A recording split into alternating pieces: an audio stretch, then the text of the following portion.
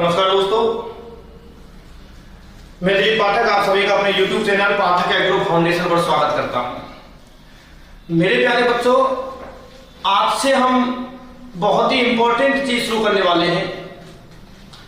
मैंने आपको last lecture में बताया था कि हम क्वेश्चन सेशन शुरू करेंगे और केमिस्ट्री के अंदर सबसे पहले हम बातें करेंगे तो हमारा चैप्टर हो भी चुका है रासायनिक साम्य।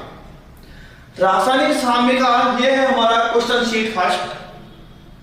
बहुत ही सिलेक्टिव क्वेश्चन आपके लिए कराए जाएंगे और सारे के सारे बच्चे बहुत उत्साहित हैं।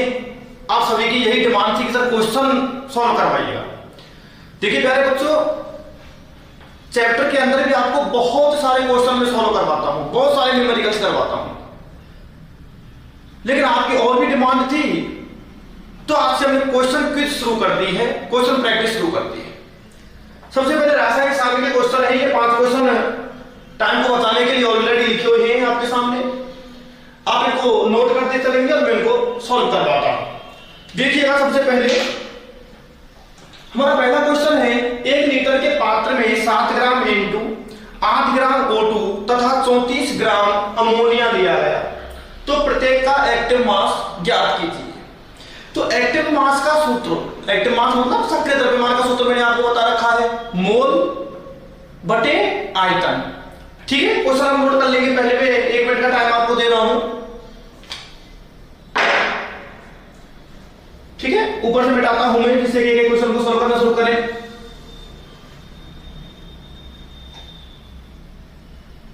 चलिए फर्स्ट क्वेश्चन की ओर पहुंच गए हम, देखेंगे।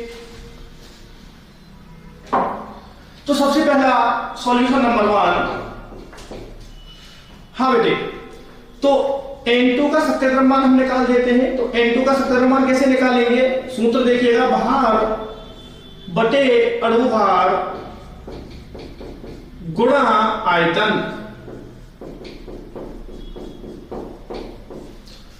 तो N2 का भार कितना दे रखा है हमारे लिए? क्वेश्चन में आपने देख लिया था अभी, 7 ग्राम दे रखा है, बटे N2 का अणु भार कितना होता है? 28।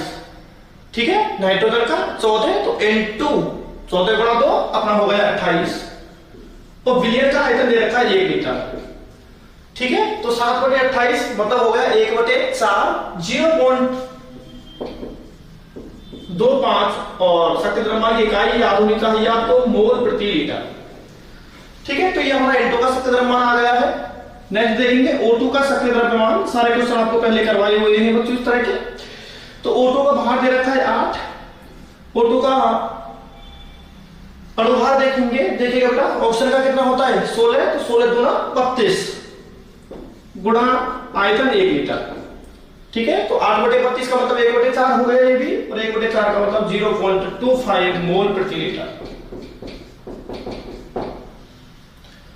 दोनों समझ में आ जाने चाहिए। थर्ड और पूछ रहा है इसके अंदर NH3 का सक्रिय द्रव्यमान।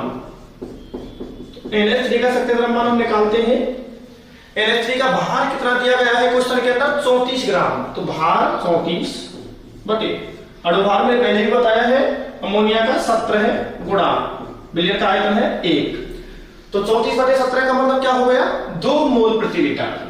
2 मोल प्रति लीटर। तो ये सॉल्व होता है हमारा question number first. Question number first समझ में आ गया होगा?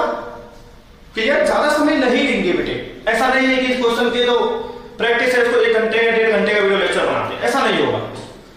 ठीक है, तो बिल्कुल एक्टिव रहना है आपको, पेन कॉपी लेकर के हाथ की स्पीड को फास्ट रखना होगा।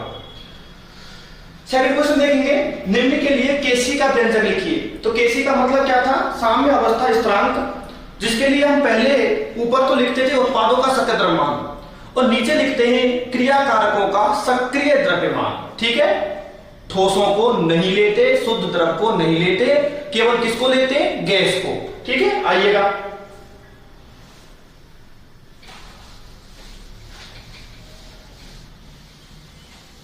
क्वेश्चन नंबर सेकंड आपके सामने है, देखेंगे सॉल्यूशन। तो सबसे पहले अब क्रिया पर पहुंचते हैं। PCl3 + Cl2 = PCl5। आपको पता है सभी गैस होते हैं, गैस गैस गैस, तो सभी को लिखना जरूरी है। तो Kc बराबर उत्पाद हमारा PCl5 का सक्रिय द्रव्यमान बटे PCl3 का सक्रिय द्रव्यमान गुणा Cl2 का सक्रिय द्रव्यमान, क्योंकि सभी गैस हैं, कोई भी ठोस नहीं है। क्लियर है? बी पर आएंगे बच्चों, बी पर आइएगा। चलिए Kc इक्वल टू, तो N2 गैस होती है, H2 गैस होती है और अमोनिया भी गैस होती है, तो तीनों को ही लिखा जाएगा, उत्पादों को ऊपर लिखा जाएगा। NH3 का सक्रिय द्रव्यमान, बताओ बेटा इसके आगे कितना लिखा है? 2 मोल है, वो घात में जाएंगे कि घात 2 बटे N2 का सक्रिय द्रव्यमान गुणा H2 का सक्रिय द्रव्यमान की घात 3 मोल है H2 के, तो घात के ऊपर चले जाएंगे। ठीक है, थर्ड रिएक्शन बनाएंगे।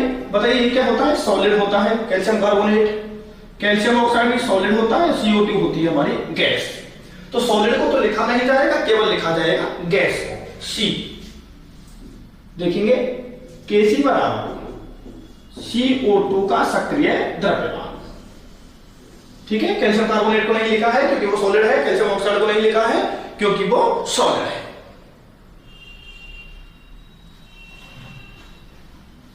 क्लियर है बातें? कर लिया है नोट? चलेंगे क्वेश्चन नंबर सेकंड हमारा कंप्लीट होता है, मैं इसको मिटाऊंगा। क्वेश्चन नंबर थर्ड पर चलेंगे, बहुत ही इंपॉर्टेंट क्वेश्चन है।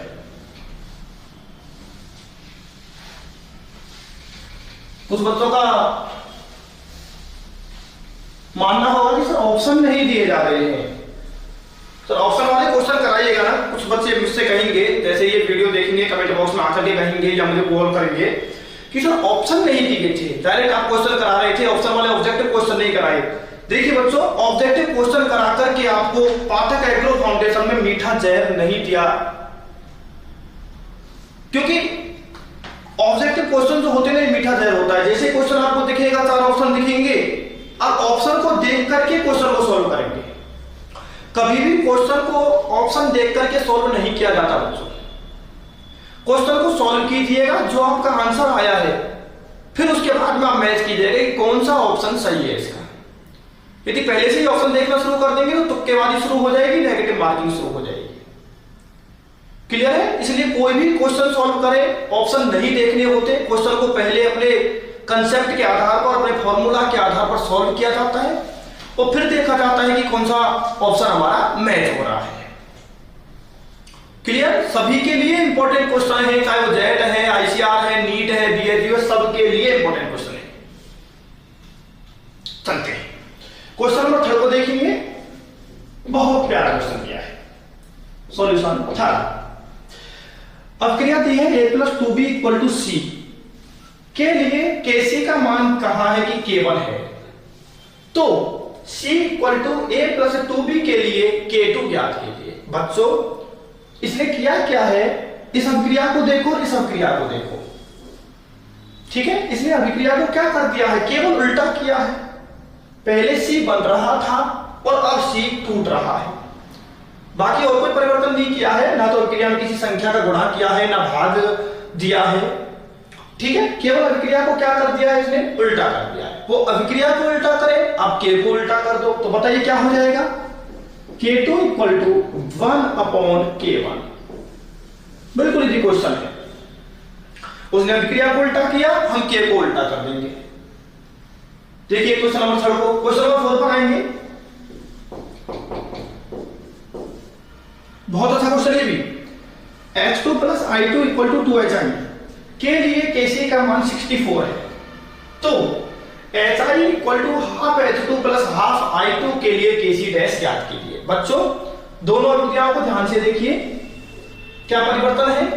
देखिए यहां पर HI बन रहा था, वहां HI टूट रहा है। पहली बात तो अभिक्रिया को उल्टा किया है, 2 का भाग लगाया है। देखिए यहां 2 लिख रहा है, यहां केवल 1 लिख रहा है। क्लियर है? आंखों का खेल है, सबको समझ में आ गया है। अभिक्रिया को उल्टा किया है और साथ में 2 का भाग लगाया है। ठीक है, तो चलिए हम कर देते हैं Kc डैश = उसने उल्टा किया तो हमने भी उल्टा किया, दूसरा उल्टा कर दिया।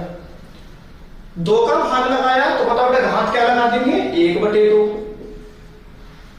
जितने का भाग लगाए, 2 का भाग लगाया घात 1/2, 3 का भाग लगाया घात 1/3, 4 का भाग लगाया घात 1/4। इस तरह से कर देंगे। चलिए वैल्यूज को रखिएगा, 1/64 की पावर 1/2। 1/2 का मतलब रूट हुआ करता है, तो 1/64 का अंडर रूट 1/, बताओ 64 का रूट क्या होता है 8, अरे क्लियर है, 1/8 और इसको हम भाग लगाएंगे तो हमारा आ जाएगा 0.12, ये लीजिएगा 0.12। क्वेश्चन अच्छा था, दो काम किए गए हैं, अब क्रिया को उल्टा किया, हमने के को उल्टा कर दिया, ठीक है, उसने 2 का भाग लगाया, हमने घात 1/2 लगा दिया, और घात 1/2 का मतलब रूट हुआ करता है। चलेगा, 4 क्वेश्चन आपके हो गए।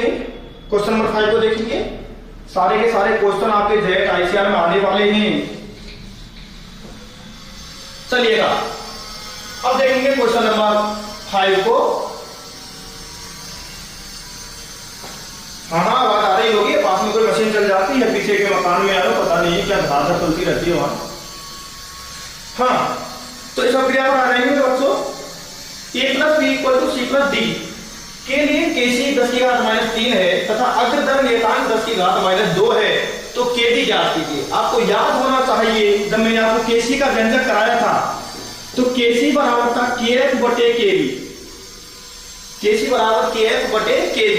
kf का मतलब था अग्रदर नियतांक और kb का मतलब था पश्चदर नियतांक, ठीक है। हमें kc दिया है, kf दिया है, kb पूछा है।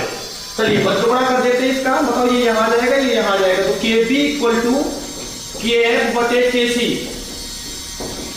kf/kc। kf का मान देखिएगा, अग्रदर नियतांक ये रहा ना 10⁻² और kc का मान दे रखा 10⁻³ ठीक है। ये ऊपर जाकर के प्लस का हो जाएगा, तो 10⁻² गुणा 10⁻³ और उत्तर आ गया है हमारा 10। बोलिए, नोट करिएगा, जल्दी से नोट करिएगा, टाइम है नहीं, जल्दी नोट करिए।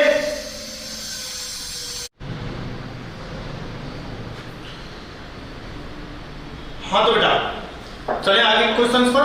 5 क्वेश्चन आपके लिए हो गए हैं, नेक्स्ट क्वेश्चन देखेंगे, क्वेश्चन सारे लिख दिए गए हैं जिससे टाइम को बचाया जा सके। क्वेश्चन नंबर 6 को आप देखेंगे, किसके लिए kp बराबर kc है, ठीक है। तो आइए इधर सॉल्यूशन करेंगे, सॉल्यूशन 6। तो kp बराबर kc कब होगा, जब ΔNG 0 होगा, ΔNG 0 होगा तो फिर kp बराबर kc होगा। तो ΔNG 0 देख लेते हैं, इस वाली क्रिया की लिस्ट देखिएगा, मैंने करवाई हुए हैं पहले भी। उत्पाद की गैसीय मोल 2, क्रियाकारक के 3 और 4, ठीक है। तो दोनों तरफ गैसीय मोल बराबर नहीं है, ΔNG 0 नहीं होगा। यहां देखेंगे उत्पाद की गैसीय मोल 1 और क्रियाकारक के 1 और 1 2, ठीक है। तो ΔNG का मान कितना आएगा 1 - 2 -1 आ गया, ΔNG यहां भी 0 नहीं है। लेकिन यहां पर देखते हैं उत्पाद की गैसीय मोल 2 है, क्रियाकारक के भी गैसीय मोल 2 हैं, 2 - 2 0। उत्पाद के गैसीय मोल भी 2 हैं, क्रियाकारक के भी 2 हैं, तो ΔNG 0 है, तो kp बराबर kc आ जाएगा, ठीक है। तो हमारा ऑप्शन कौन सा सही रहेगा, सी ऑप्शन सही रहेगा। नोट कर लिया है, चलिएगा क्वेश्चन नंबर 7 पर आएंगे। क्वेश्चन ये भी बहुत प्यारा क्वेश्चन है, जेड में पूछा गया है इस तरह का क्वेश्चन।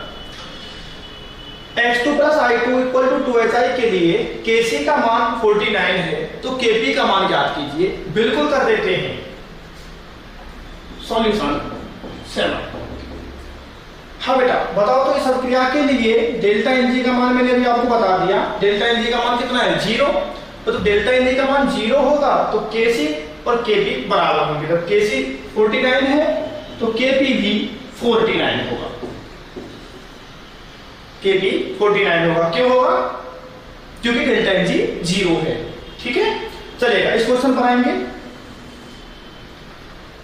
PCl5 = PCl3 + Cl2 के लिए kp/kc ज्ञात कीजिए। kp और kc का अनुपात ज्ञात कीजिए, आएंगे सॉल्यूशन 8। तो सबसे पहले ΔNG का मान निकालते हैं हम इस क्रिया के लिए। ΔNG निकालते हैं, उत्पाद के गैसीय मोल देखेंगे 2, दोनों ही गैस है ये। उत्पाद के गैसीय मोल 2 और क्रियाकारक का गैसीय मोल 1, तो 2 - 1 बराबर 1। kp बराबर सूत्र लगाइए, kc RT की घात ΔNG। ये मैंने संबंध आपको बता रखा है, kp और kc में संबंध क्या होता है, kp बराबर kc RT की पावर ΔNG। केसी को इसके नीचे ले आइएगा क्योंकि अनुपात पूछा है Kp बटे Kc बराबर RT की घात डेल्टा एन कितना है 1 और 1 को लिखने की कोई जरूरत नहीं होती, तो ये आ गया हमारा आंसर Kp बटे Kc बराबर RT। क्वेश्चन नंबर 8 नोट करते चलिएगा, मैं ज्यादा रुकूंगा नहीं, आप वीडियो को पॉज कीजिए, नोट कीजिएगा, क्वेश्चन नोट कीजिएगा, सॉल्यूशन नोट कीजिएगा। क्वेश्चन नंबर 9 पर पहुंचेंगे, बहुत अच्छा क्वेश्चन है, मैं ऊपर से इसको मिटाऊंगा।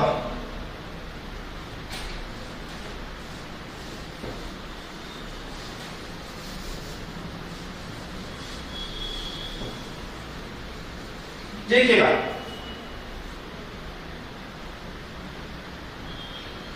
बहुत अच्छा क्वेश्चन है, AIPMT 2005 में आया हुआ क्वेश्चन।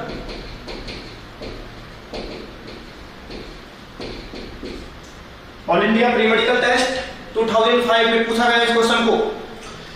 देखिएगा, NO plus half O2 equal to NO2, इसके लिए साम्य स्थिरांक का मान दे रखा है K1 तथा 2NO इक्वल टू